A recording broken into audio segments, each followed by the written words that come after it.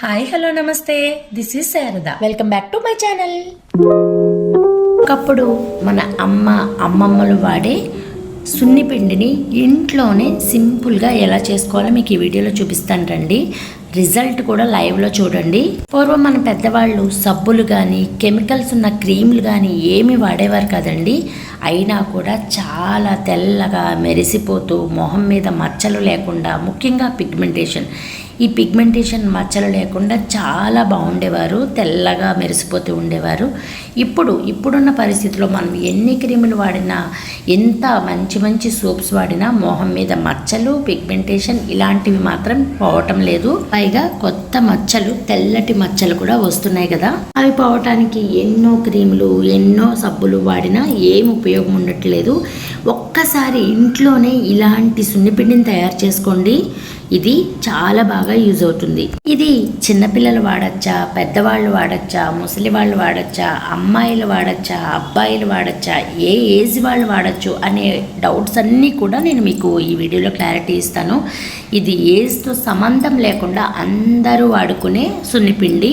ఇందులో ఎటువంటి కెమికల్స్ ఉండవు. అన్నీ కూడా మనకి ఆరోగ్యాన్ని ఇచ్చి, ఆరోగ్యానికి అందానికి ఉపయోగపడేవే అన్నీ కూడా.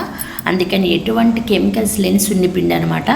శరీర రంగుని మార్చి మొహంలో ఉన్న మొటిమల మచ్చలు, తెల్లటి మచ్చల తాలూకా మచ్చలు ఇవన్నీ కూడా పోగొడుతుంది ఈ సున్నిపిండి. ఈ వీడియోని చూస్తున్న వాళ్ళు, ముందుగా మన ఛానల్ని కొత్తగా చూస్తున్న వాళ్ళు లైక్ చేయడం, సబ్స్క్రైబ్ చేయడం, షేర్ చేయడం మర్చిపోకండి. చాలా యూస్ఫుల్ వీడియో.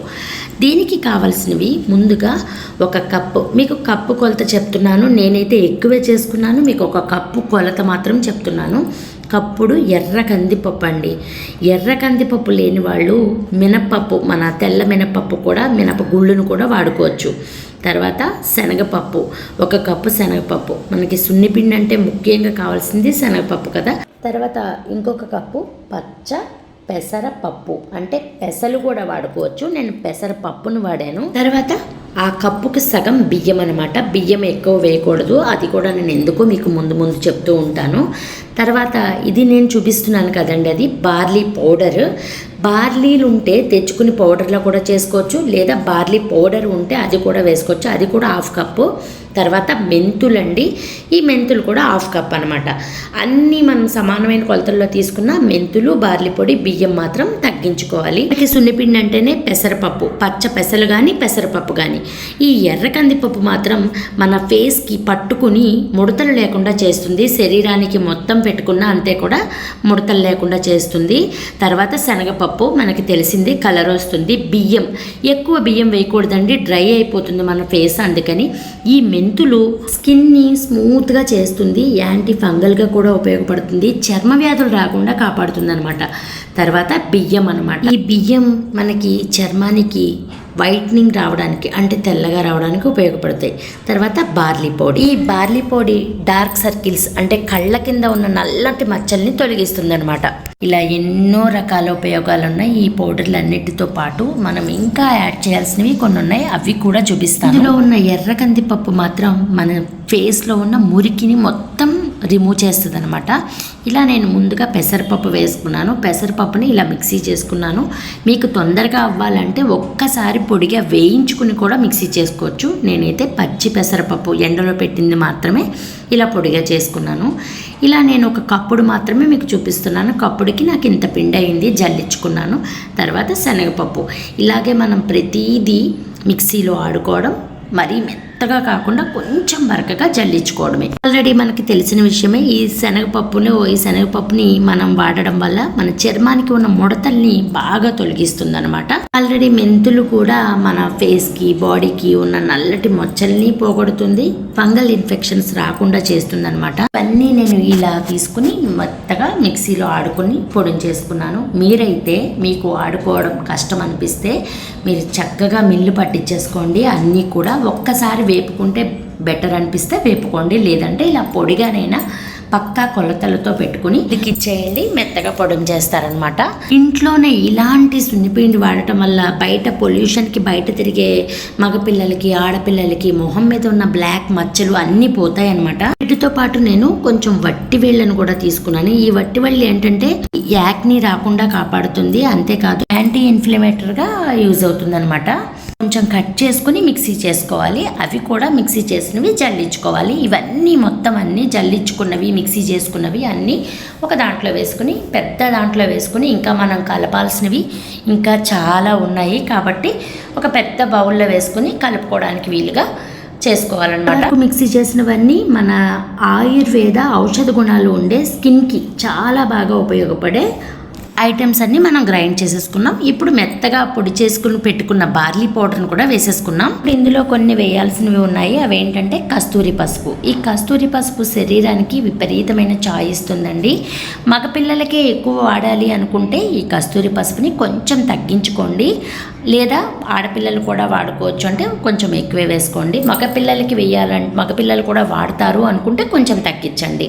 తర్వాత ఈ సుగంధి వేరు చర్మం నల్లగా ఉంటారు చూసారా, వాళ్ళకి తెల్లబరిచే గుణం ఉంటుంది ఈ సుగంధి వేరులో. అందుకని మనం ఈ సుగంధి వేరును కూడా వేస్తామన్నమాట ఈ సున్నిపిండిలో. ఇది కూడా హాఫ్ కప్పే.